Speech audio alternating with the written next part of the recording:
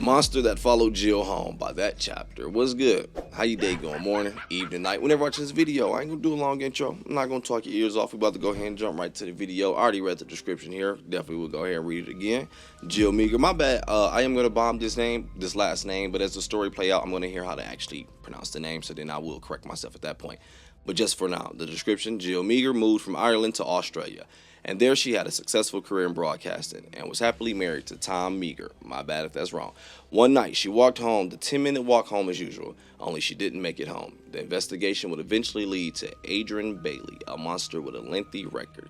Yo, you wanna check out the original video? Link will be in the description below, but let's go. Hey you, and welcome. My name is Mike, and in this old video, what we are doing is we are going down under, mate. No, not Sydney, Melbourne. If any Australian made it this far into the video, congratulations. I won't be doing it again. In this old video, folks, I have a pretty tragic one for you. Wow, who could have guessed the true crime guy has another tragic story for you? This is the story of a woman who was walking home, as we all do every day. But she would not make it, like we've seen in a number of stories before. Also, you got the whole, someone tried to warn the authorities, but they didn't take them very seriously. That whole thing, which we've also seen before, so A really lot. ticks all the boxes here. Let's give it a go.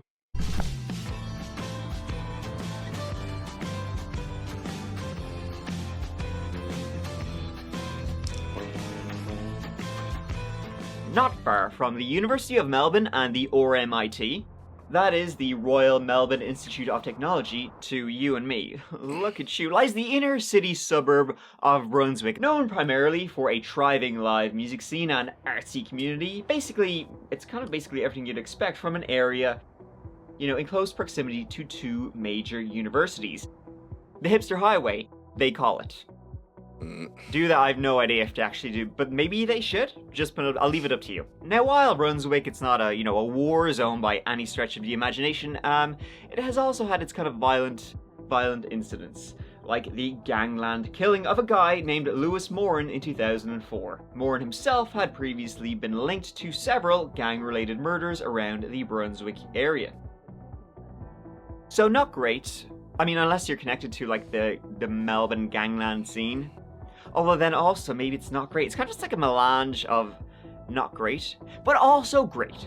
Because Brunswick is considered a pretty safe place to drink and dance the night away. Boogie, ?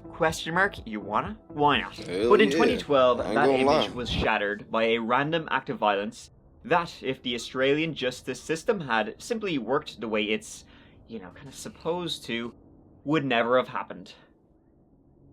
That'd knock the golden gay time out of you pretty quick. Jill Marr was born in 1982, and she had moved to Australia 3 years earlier in 2009. For what else but love? Jill had actually lived in Australia previously and had spent the majority of her early childhood in Perth with her parents, George and Edith. They had moved there for George to take up a new job. In 1996, the family moved back to Jill's birthplace, that's Drogheda in County Louth in Ireland, and there she would start at the local school before eventually moving on to St. Oliver's Community College.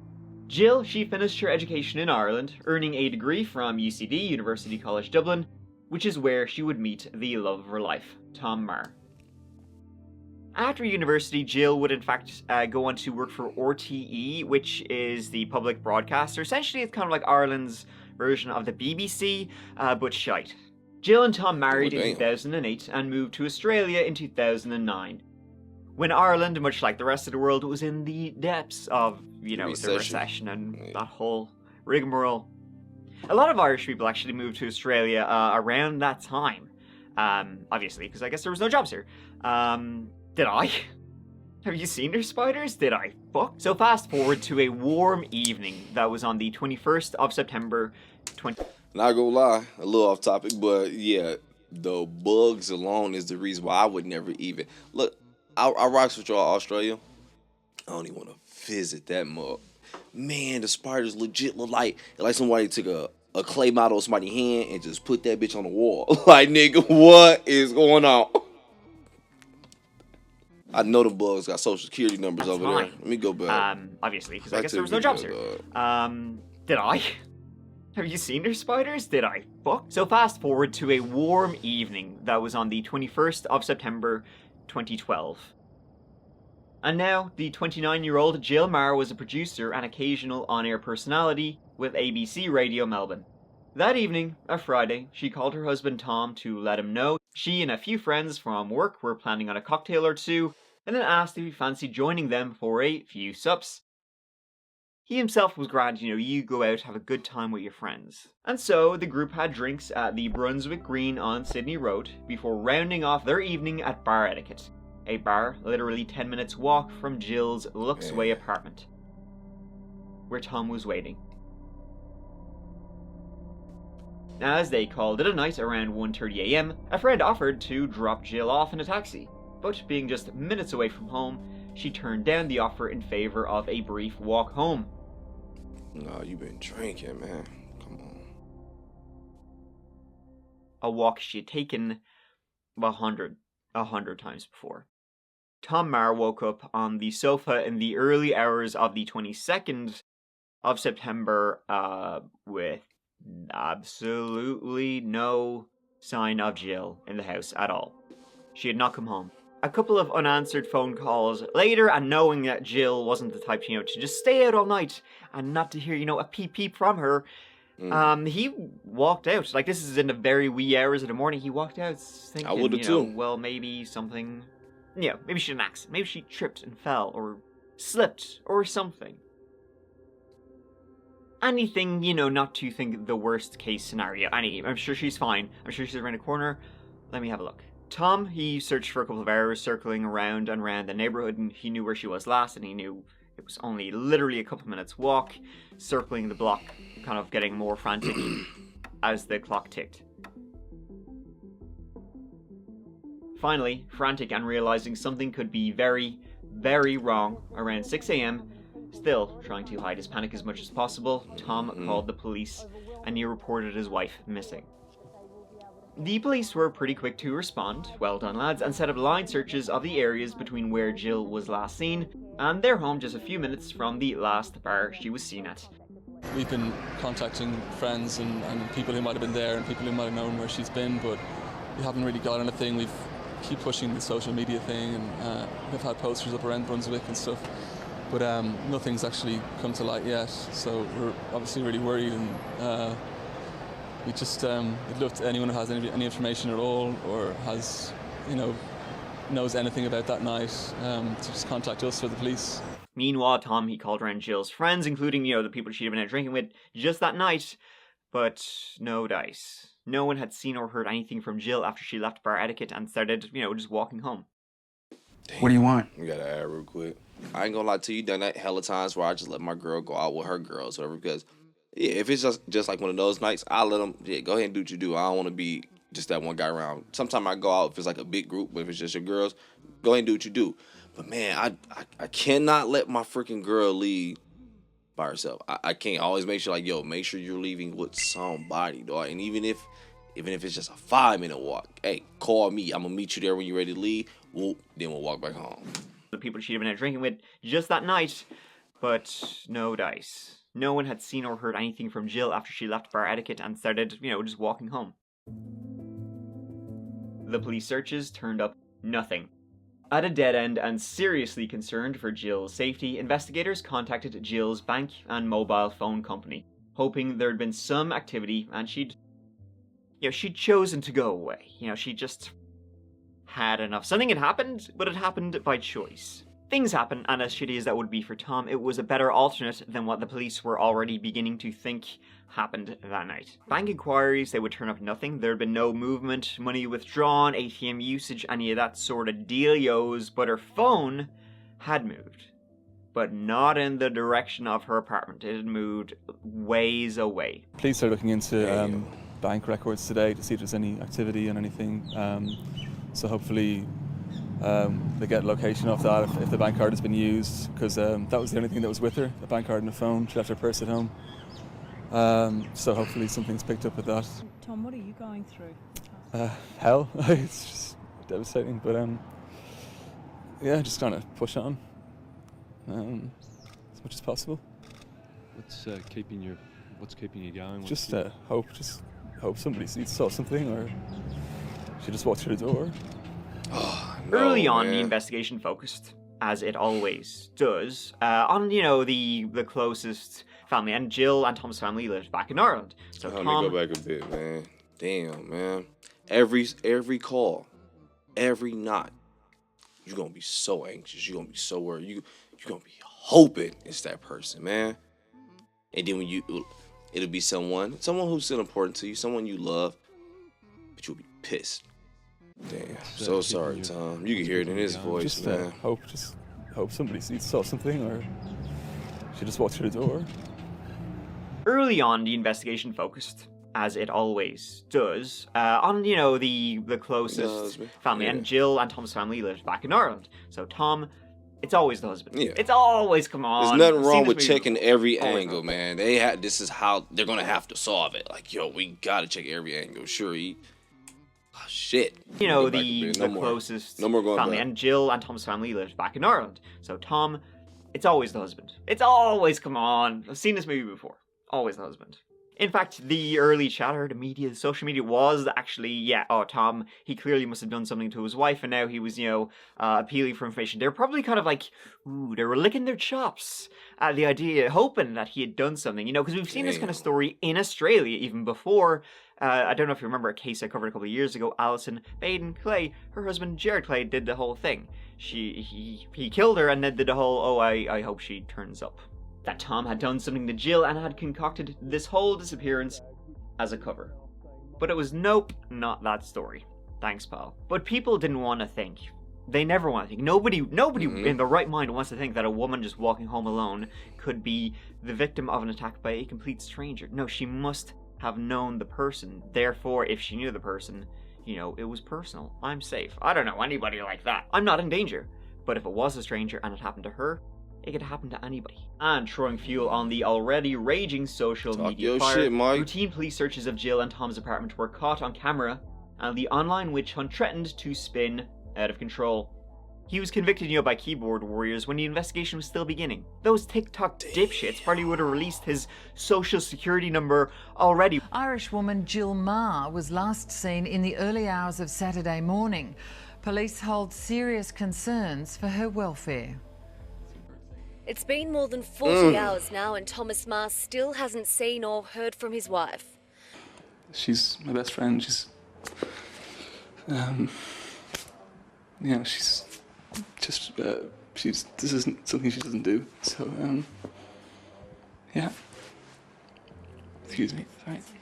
29-year-old Jill, an Irish national employed at the ABC, was out drinking. Oh my gosh, man. Look, this story could have a crazy twist. It could turn out while I did. I ain't gonna lie to you. Highly doubt it, dog. Legit, imagine just going through it, waiting for your other half to come home. Just want to hear something, want to know something. It's like, man, I need help. I need the world to help me. Like, nah, this is what the internet about to do. About to turn it and flip it on you because we got to blame somebody. And then people will start running with shit just because it's popular, dog. Yo, shout out to Young Don. Real quick, I'm talking a little bit of shit and we get to the video. This nigga watched this video, man, that tripped me out. Shout out to him as well also because off topic, man. We're going to get back to the video. He's legit been having me question, like, do I really, really want to get saved, dog? Really believe? Because I tell you all the time, man, I don't know, dog. I'm a lost soul like a motherfucker. Pete, man, this nigga watched this video that tripped me the hell out, dog. I don't remember exactly. So basically, it was like, okay, it'll be something like A, B, C, D will be your options, right? And you will have the question, it was like, which one is the biggest or tallest? I'm paraphrasing, man. And you have this one that's obviously the tallest one, and then you have like these other ones where it's like, yeah, these ones are short as shit. And then one that maybe can be compared to the tall one, right? But the way they did it, paraphrasing, don't remember exactly, dog, just stick with me. The way they did it, dog, it was like, okay, so we're going to show a fake answer where it's like majority of the people, 89%, some crazy ass drastic number, pick the wrong answer though, right? So then they'll have people really answering it, and what they'll do is look at and see, oh, most people answer this one, which is C, which is fucking wrong. You can clearly see. But everybody answered that one, so I'm gonna choose that one too. And so many people were picking. I was like, yo, this is scary as hell to me where people's minds are, dog. This shit crazy to me, man. So, Getting blamed for that shit. Like, man. excuse me. Sorry. 29-year-old Jill, That's an Irish pain, national dog. employed at the ABC, was out drinking with friends on a typical Friday night at her local bar Etiquette on Sydney Road, Brunswick. It was around 2 a.m. when she decided to leave and make the 5-minute walk home. She was with another group of friends, well, the same group of friends there, and then the last person to see her got in a cab, and she was going to go walk home, and she hasn't been seen since. Friends say Jill would often take a shortcut through this laneway off Sydney Road near Safeway. Police are now reviewing CCTV cameras. I have a feeling like somebody did something to her, or she's, you know, I just don't know where she is. I'd love to just know where she is or what happened. Or Tom, however, to the dismay of many, he could be ruled out fairly quickly. Jill's phone had pinged at Hope Road, near the couple's apartment on Lux Street, before moving north along the Tullamarine Freeway at around 4:30 a.m, before the signal cut out near Gisborne, a small town 33.5 miles northwest of Melbourne. That just happened to be right when Tom had been out searching for Jill around Sydney Road and had been caught clearly on CCTV. He simply couldn't have had anything to do with Jill's disappearance. By Monday morning, Jill had been missing for more than 48 hours, and apart from the general direction of where her mobile phone had gone, investigators had very little to go on. That is, until they got an unexpected 911 call from the public. There's been a new development in the search for missing Melbourne woman Jill Marr. Someone cutting through an alleyway to Hope Road had found a woman's handbag, a handbag with an ABC worker's ID card inside. Police responded and took Tom to check it out and see if he could identify any of the items. He quickly confirmed it belonged to Jill. A crime scene specialist brought in to help out with the scene analysis found several unsmoked cigarettes and a pencil with the ABC logo laying on the ground not far from where the handbag had been placed. Nearby, this specialist, he pointed to a flattened, darkened section of grass, and he said it looked like to him what he'd seen many times before, the scene of a sexual assault. Perhaps even more worrying though was the handbag appearing itself, because the morning of when the search immediately began, the police had searched that alleyway and they were they were dead sure it had not been there, when they had looked previously. So where did it come from? Did the killer come back? Leave it back there? Was it like the BTK killer, do you want to play a game? Doing some kind of weird sick shit? It was actually a lot more stupid than that, if you can believe it. It turned out that a local shopkeeper on the Saturday morning, when they were opening up their business, had found Jill's handbag lying outside front and had, opened the shop, found a handbag, took it in, didn't tell anyone. It wasn't until the following Monday morning that this shopkeeper was on the phone to their daughter, who mentioned to them about Jill Marr disappearing in that exact So they put area. them all back. And so, the shopkeeper got spooked and were like, oh, fuck. Yep. And so they just got the handbag out, went back to the alley where I they can found it. definitely see that. I can definitely see that, dog. Found his bag. Ooh, found the bag. Hey. Go through that mug. People do what they do, man. A lot of people will call and return. Shout out to those people, though, for real. But then when you find out, what is going on with this person, that is scary as shit. It's kind of like the whole saying, sometimes, fiction is stranger than the truth, whatever. It's like, I can call the boys and tell them, like, yeah, hey, man, I ain't gonna lie to you. I just found this bag, dog, and I went through it, whatever, blah, blah, blah. That shit can go left so many ways. So being spooked, I'm quite sure I would throw that bitch back, like, oh, shit, I'm sorry. But at the same time, maybe not you, I don't know. But my conscience would eat me the fuck alive if I don't call, like, someone is looking for this girl, and I interfered with the shit with my greed. But I can definitely see that mentality on someone and it playing out that way, dog. In that exact Like, area. Shit, my bad. And so, the shopkeeper got spooked and were like, oh, fuck. And so they just got the handbag out, went back to the alley where they found it and were like, whoops, just leave that there. Bad idea. Silly. Stupid even. Moronical. Even with the handbag discovery, the investigators, though, were still unsure of where Jill was and if she was alive. Suspicions of foul play were further aroused when on Tuesday morning, an employee of the Duchess Boutique, a bridal shop on Sydney Road, not far from the bar where Jill was last seen, handed over to police a CCTV recording from the Saturday night. CCTV captured a man in a blue hoodie and jeans pacing back and forth on Sydney Road. Minutes later, Jill, on her walk home, passed the shop and appeared to talk to the man in the hoodie.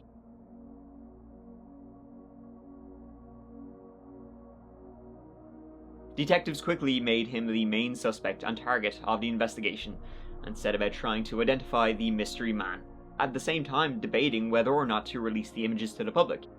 They knew the likelihood of Jill being alive was slim. They also... Man, yeah, 'cause he said it was 2 freaking major universities by it, right? Yeah, of course, it definitely sounds like... Now I get why you could refer to it as... Well, it said it could be referred to as hippie highway right there. Because everybody's gonna have fun and party right there. We all know that. Yo, as soon as he said that, I instantly went to my... went to my college mode. Like, oh yeah, that would be fun with 2 by it. So, of course, this dude, I can't really see him. Look like an older dude. I don't know. I'm going to let the story play out to see what really happened, whatever. But it does look like somebody who's sitting there waiting for some drunk girls to walk by so I can, go ahead and try to jump in and talk to him. Fuck out of here. Trying to identify the mystery man, at the same time debating whether or not to release the images to the public. They knew the likelihood of Jill being alive was slim. They also knew that if she was alive and being held somewhere, releasing the image could push them to harm her in order to cover their tracks. In the end, the decision was made to release the CCTV, along with an appeal to the public for any information that could help them find the man in the blue hoodie, as he quickly became known. I would have gone for the blue bastard, but to each to their own. It would be another video, though, in fact, that would provide clues as to Jill's whereabouts.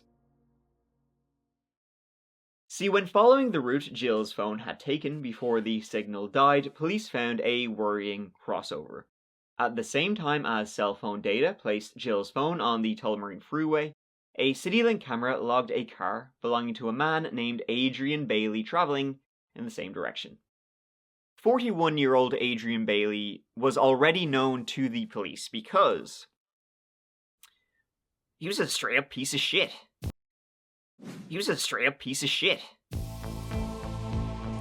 Bailey's long criminal history began at age 18 when, in 1991, he raped a 16-year-old friend of his sister. The next year, he attempted to assault a 17-year-old girl as she was walking home from a bus stop, getting arrested just over a week later when she managed to identify him to the police. Released on bail, he attempted yet another sexual assault, this time on a 16-year-old hitchhiker. He was determined. Now again, his victim managed to identify him and he was re-arrested, and eventually he'd be jailed for 5 years with a minimum of 3 to be served. Wow, what a sentence. I'm sure he'll be rehabilitated after that. Oh wait, it gets even better when he would be released early after serving just a whopping 22 months. If that boggles your mind, then click, strap yourselves in. Over the span of less than a year, from September 2000, Bailey would commit a series of assaults in the St Kilda area of Victoria. Each woman was driven to a secluded lane and attacked in his car. In April 2001, he was arrested and charged with 5 counts of rape. After pleading guilty, he was sentenced to 11 years in prison with a minimum non-parole period of 8 years. Bailey was eventually released after completing, a sex offender program. Get the fuck. And then while out on parole, he just randomly bet the shit out of a guy outside a cafe. So he kind of back in, pal. He would plead guilty to that and be sentenced to a whopping 3 months. To which, he contested. He kind of would plead against as it being too harsh. No, Mike! My accent's getting better. Now, investigators had this scumbag piece of shit's phone tracking the same route as missing Jill's. Detectives immediately put Bailey under surveillance and started to do their research on him. But one swift look at his background and they knew they needed to get him into custody as fast as possible. He had to be their man in the blue hoodie. Bailey was arrested by officers on the 27th of September. 5 days after Jill had last been seen. First to the latest developments in the haunting disappearance of ABC staffer Jill Marr from the Melbourne suburb of Brunswick. Late today, nearly 6 days after she vanished, following a night out with friends, police arrested a man. When asked if he had anything to do with Jill going missing, Bailey, played the helpful innocent, insisting he had nothing to do with it and he'd spent the night looking for his girlfriend after they had an argument. He said he spent the night looking for his girlfriend after they had an argument, and this is his literal quote. He was looking for his girlfriend because women shouldn't walk on their own, Unknown to Bailey, police were actually carrying out a search of his home during the preliminary stages of the interview and found a SIM card in his washing. It was Jill's SIM card. When confronted with the physical evidence, Bailey's story changed and he finally admitted that he was the guy in the blue hoodie. According to Bailey, he just fucking I need some more water, innocently dog. approached Jill as she was walking home and just started yapping away to her. Casual, friendly conversation by a complete stranger at about like 1:30 a.m. Yo, wait, Then no, he he's chasing approached after her. Jill as she was walking home towards and her just at this moment, yapping away that to her. moment. Casual, friendly conversation by a complete stranger at about like 1:30 a.m. Then he tried to touch her. He tried to give her a little smooch, and she became aggressive with him, if you can believe that. I think he was the victim here. This caused him to see red, and before he knew it, he had strangled her to death. He went down the claim, though. He instantly regretted it. He had never, intentionally went out to hurt anybody. It was a horrible mistake. Yada yada. Who fucking cares? You can read the rage-inducing transcripts of when he was telling this to the police. Take your heart medication before it because you will be pissed. It has quotes such as, let me just actually get my laptop here. She flipped me off, and that made me angry because I was actually trying to do a nice thing. You know that? She looked distraught, She looked like she was lost. She didn't. And I don't know, man. Always try to do the right thing, most of the time, and I didn't take well to her response. This is literally the transcript, guys. He says, a lot. Don't know if you can see it. Probably. So it's all, oh my gosh. Trying to help her do the right thing, But no, she didn't want that help. She wanted to be left alone. So, oh shit, she's aggressive as fuck. So even though I was trying to help her protect herself from the evil out here, and she didn't like that, now I'm gonna be the evil out here. Okay. If I got that shit right. Most of the time, and I didn't take well to her response. This is literally the transcript, guys. He says, a lot. Don't know if you can see it. Probably not. But he says it. Trust me. I want to do the right thing. I don't care. I'm going to jail for a long time. I hope they bring back the death penalty before I get sentenced. Me too, pal. There's no explanation and there's no excuses for this. Alright? For her family this week it must have been hell. You know what I mean? I need to be an actor. Now the detectives, they had a hunch. Maybe it's like a cop thing, a gut feeling really that maybe there's a little bit more to his story than he was letting on. And that maybe it didn't happen the way he was telling them. But more importantly, they had a confession to work from, and most of all, they needed to recover Jill's body. After a little persuading, Bailey revealed, though he couldn't tell them exactly where Jill's body was, he told them he was sure if they took him to the general area, he'd be able to point it out. So late that night, the detective drove Bailey out to Gisborne, the same Melbourne town where Jill's phone was last known to have travelled. After driving around for hours, and just as the detectives were beginning to lose hope, as they turned onto Blackwell Lane, Bailey suddenly raised his head and told the driver to pull over. When asked to show them exactly where they needed to look, Bailey refused and would only point to the place he'd buried Jill Marr's half-naked body in less than 40 centimeters of soil. Rest in peace, Jill. That man is 41-year-old Adrian Bailey from Coburg.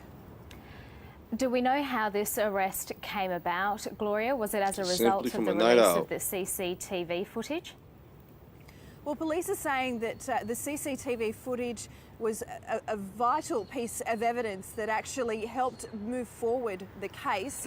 And they've also said that the huge social media campaign, which was launched after the disappearance of Jill Marr, was also of extreme help to them in trying to work out what happened to Ms. Ma. The news of Jill's body being found and the arrest of the man responsible drew a very strong reaction from both the public and the media, both positive and negative, grief and anger. Things got so intense at one point the Commissioner of Police had to publicly request that people refrain from commenting on the case on social media so as to not jeopardize any potential trial. Wonder how that went. Wow, telling people not to talk about it on social media. Right. It's really hard to put into words quite how strong the reaction by the public was and how grief-stricken the city, probably the country, was.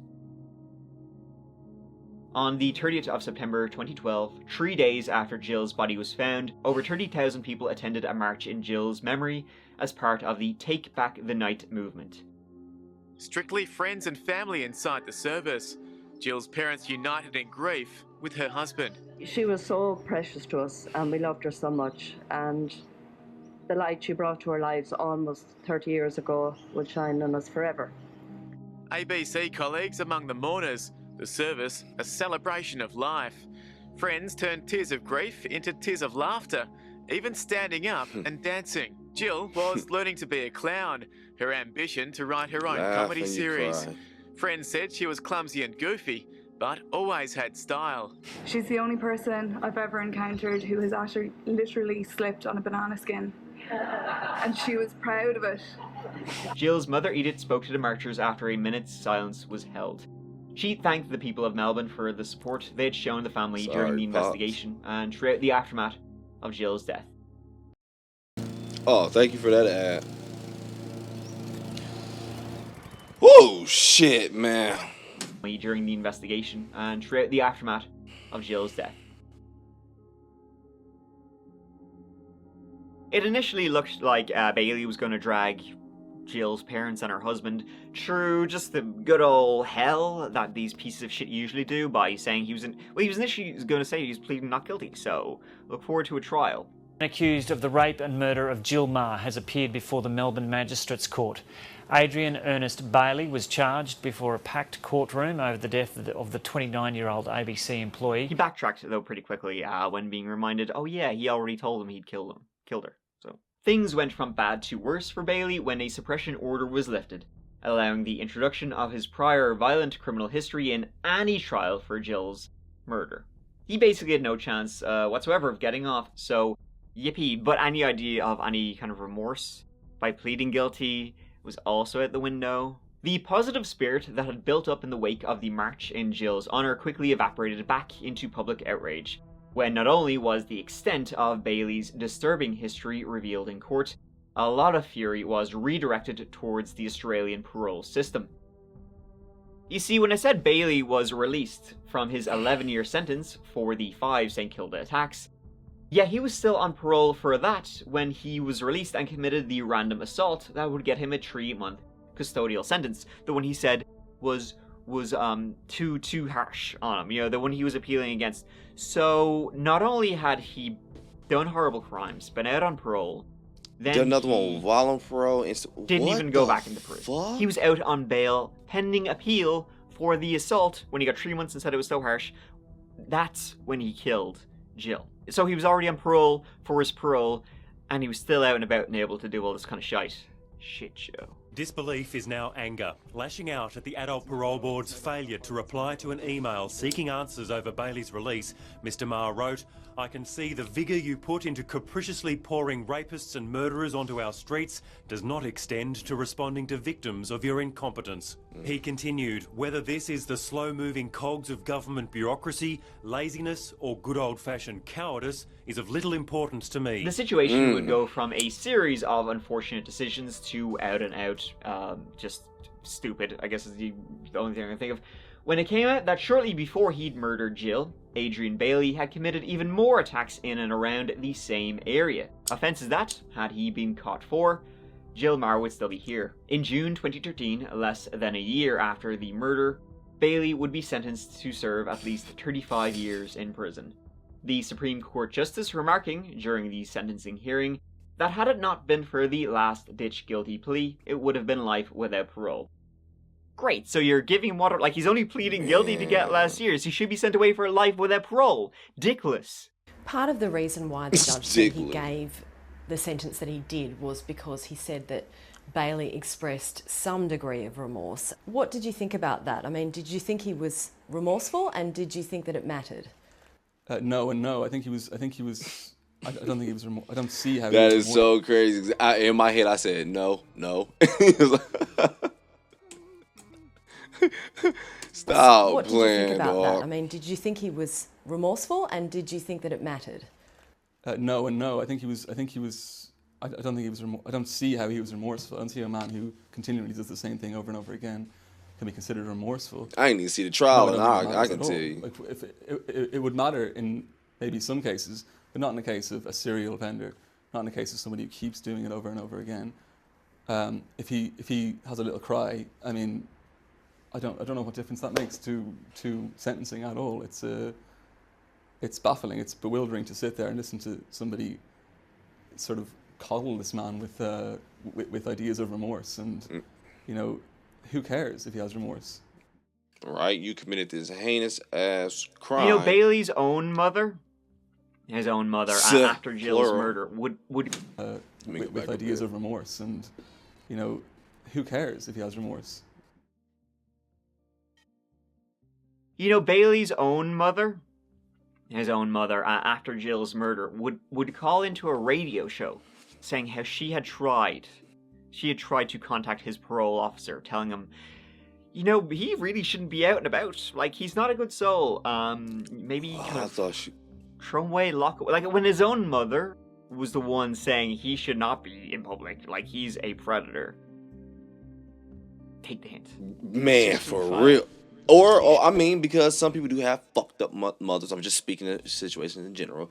But regardless, though, man, the fact that she did call it out when it really was there, though, that goes back to what we was talking about. Like, man, I never understood these kind of parents who can still defend this shit that they raised. Like, I told you, knock on wood, I would have hate to raise one of these, man, because we always talking about avoiding them. But again, we could raise one. I'm not gonna lie. I could not see me sitting there defending that shit, especially if it's just happening over and over and over and over. Bullshit. You can say old school all you want. I couldn't do it, man. Speaking of my kids, man. Speaking of my kids, man. Look at my son calling. What you want, nigga?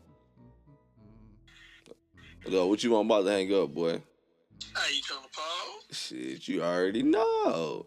Like a perk 10, I just popped a perk 10. Hey, shut the fuck up.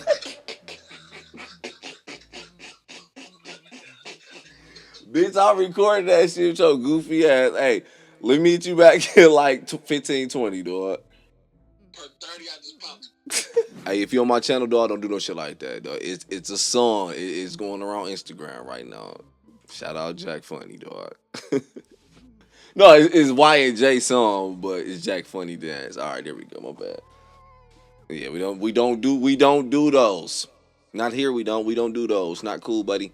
But yeah, before I was rudely interrupted, shout out to after moms. Jill's murder, would call into a radio show saying how she had tried to contact his parole officer, telling him, you know, he really shouldn't be out and about. Like, he's not a good soul. Maybe kind of throw him away, lock away. Like, when his own mother was the one saying he should not be in public. Like, he's a predator. Take the hint. The system failed. He shouldn't have been on the streets. And let me tell you, Neil, I went high and I told them that I had concerns. And nobody listened to me. Nobody. His parole officer didn't listen to me. I went into the city to an office at the justice system, in the justice system. Nobody listened to me. This is before is this before he killed Jill? Yes, it is. And you can Yes, it is. The 35-year minimum non-parole period would be extended to 43 years when Bailey stood trial for assaulting 2 sex workers and a Dutch backpacker in the months leading up to Jill's murder. What's really upsetting is that the facial reconstruction the Dutch backpacker managed to give police after the attack looks like it was Bailey. Like, You know, they did one of these facial reconstructions where they get the eyes of this person, the mouth of this person to make it a face. It was like, bam, that was him. Straight up. The girl told police that Bailey pulled up in his car and warned her he thought a car was following her. After offering her a ride, he took her away to a let me hear that part area. one more time. Facial reconstructions where they get the eyes of this person, the mouth of this person to make it a face. It was like, bam, that was him. Straight up. The girl told police that Bailey pulled up in his car and warned her he thought a car was following her. After offering her a ride, he took her away to a secluded area and he attacked her. She only managed to get away because she managed to convince him that they should go back to her place, and then she ran inside to her housemates. Good. Another one of his victims, an 18-year-old sex worker, she had literally been reading a pamphlet about, you know, a dangerous predator, a man. But man, I ain't gonna lie to you, dog. That shit crazy as hell to me. To know that someone will be out there like that, like would allow someone to pull up on the side of me, yo, hey, it's a car following you. Get in here so I can take you away from them. There's no way that shit really went down that way. Thank goodness she got away, but what the hell? She had literally been reading a pamphlet about, you know, a dangerous predator, a man in the area, like, assaulting women. She had literally been reading it when Adrian pulled up. She got in, and then she was like, wow, you know, there's some fucking psychopath out there. And then he pretty much just turned, looked at her and said, yeah, you're looking at him. There's so many things, like, leading up to what happened to Jill that if it had just been done, like, slightly differently by people with, like, a modicum of competence, a lot of pain could have been, you know, spared, really. The depressing thing is, if the system had just worked the way it's supposed to, if the rules had been enforced the way people expected them to be, things would have been different. Jail, It's dog. heartbreaking to think what could have been, but it wasn't. And that ends this whole story. Sinead, Tom, he would eventually move back to Ireland without Jill. Her parents obviously would have to... There would be memorials and marches and all things for her, which is great to see. Bailey should have been sent away. Life without parole. Cut his dick off. But the one thing I'll say to cut it out is that, like, it's not all bad news. He was stabbed in prison, so... Thanks. You know, crikey... In a positive way, for that one. Thank you so much for watching. I really appreciate you taking the time to be here, watching this little video with Misha. I appreciate it a lot. That kind of wraps it up, so I'll see you, like, real soon in the next one. Look forward to that, I hope. Also, there'll be some more stuff coming. I'll tell you about it later on, but expect a little bit more, Mike. In the very near future, look forward to that. I'll tell you about it very, very soon. But till the next video, next week, just take care of each other, take care of yourselves, because... I love you. Mike out.